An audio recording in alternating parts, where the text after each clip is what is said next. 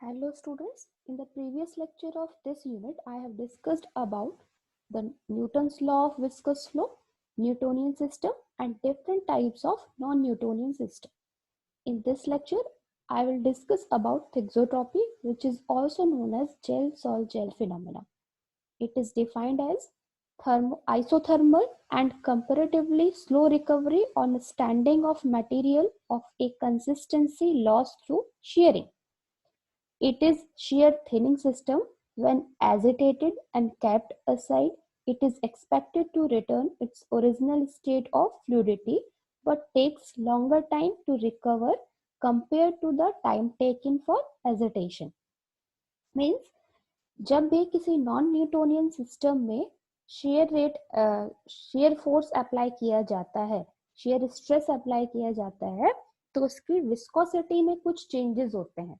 अगर हम Newtonian system की बात करें तो विस्कोसिटी कांस्टेंट रहती है, लेकिन नॉन न्यूटोनियन सिस्टम के केस में क्या होता है, शेयरिंग स्ट्रेस अप्लाई करने पे रेट ऑफ शेयर चेंज होगा, रेट ऑफ शेयर चेंज होने पे विस्कोसिटी कंसिस्टेंसी भी चेंज होगी.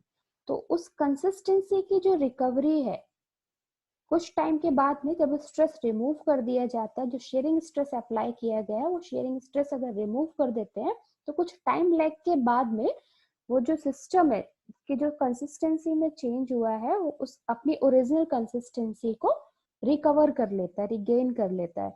या तो इस रिकवरी को ही थिक्सोट्रॉपी फिनोमेना कहते हैं. Thixotropy behavior can be shown by plastic and pseudoplastic system. Generally, plastic and pseudoplastic system shows thixotropic phenomena. Here we can understand this with this diagram. Thixotropy concept, particle-particle interactions, gel-sol-gel transformations. Generally, plastic या pseudoplastic system के case में क्या होता है कि particles के बीच में interaction होने की वजह से multi-point contacts होते हैं. यहाँ आप देख सकते हो थिक्सोट्रॉपी के केस में जेल सॉल जेल ट्रांसफॉर्मेशन होगा. शेयरिंग स्ट्रेस अप्लाई करने पे सिस्टम जेल से सॉल में कन्वर्ट होगा. फिर कुछ टाइम के बाद में जब शेयरिंग स्ट्रेस रिमूव कर दिया तो उसके कुछ टाइम बाद वो वापस से अपनी जेल कंसिस्टेंसी को रिकवर कर लेगा.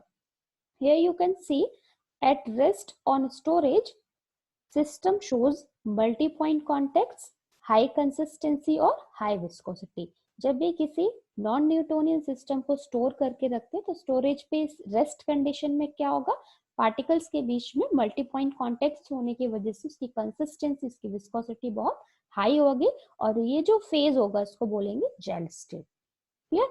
अब जेल स्टेट पे जब शेयरिंग स्ट्रेस अप्लाई किया है ऑन शेयर इक्विलिब्रियम, तो शेयर इक्विलिब्रियम पे क्या होगा, जो मल्टी पॉइंट कॉन्टेक्ट्स थे ये कॉन्टेक्ट्स ब्रेक होंगे, कॉन्टेक्ट्स ब्रेक डाउन, लो कंसिस्टेंसी और लो विस्कोसिटी, सिस्टम की consistency and viscosity will be reduce. तो कैसा स्टेट हो जाएगा, अभी सॉल्व स्टेट में आ जाएगा. ठीक है. अब इस सॉल्व स्टेट से जब जो शेयरिंग स्ट्रेस अप्लाई किया गया था उस शेयरिंग स्ट्रेस को रिमूव कर दिया, set aside removal of stress. इस सॉल्व सिस्टम को स्ट्रेस रिमूव करके साइड में वापस से रख दिया गया.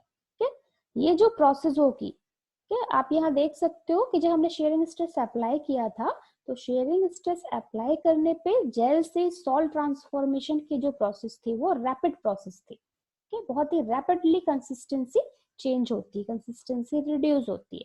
लेकिन जो रिकवरी की प्रोसेस है सॉल से वापस जेल स्टेट में ट्रांसफॉर्मेशन की जो प्रोसेस है वो बहुत ही स्लो प्रोसेस है.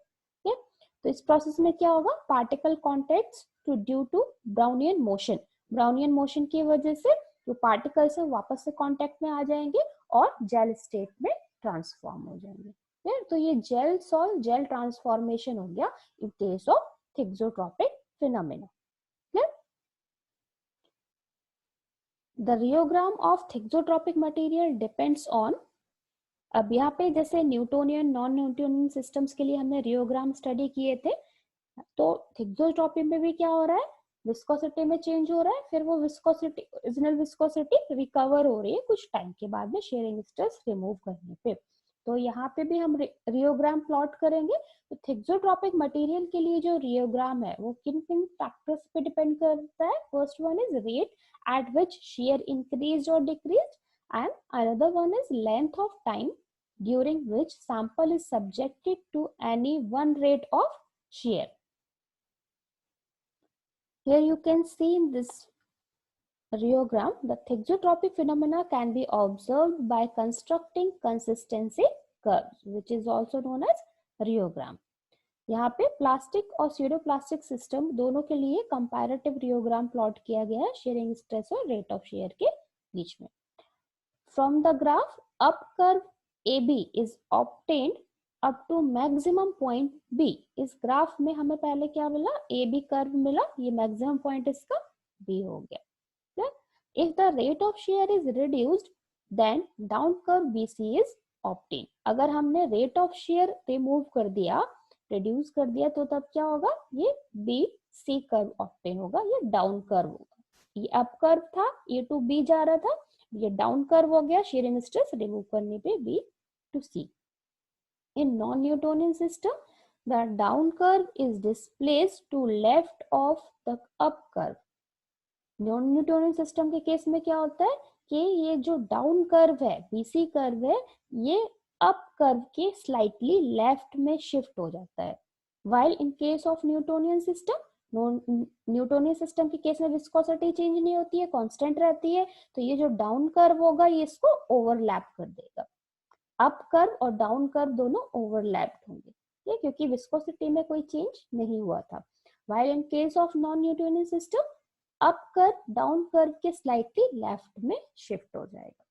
In this graph, the material has low consistency at any rate of shear on down curve compared to that shown on up curve. अब किसी भी टाइम पीरियड पे अगर सेम पॉइंट पे, सेम टाइम पे आप consistency compare करें up curve और डाउन कर्व में, तो सेम पॉइंट पे अप कर्व में उसी पॉइंट पे कंसिस्टेंसी ज्यादा होगी और डाउन कर्व में कंसिस्टेंसी कम होगी, क्योंकि ये कंसिस्टेंसी को रिकवर कर रहा है, ओरिजिनल कंसिस्टेंसी को रिकवर कर रहा है.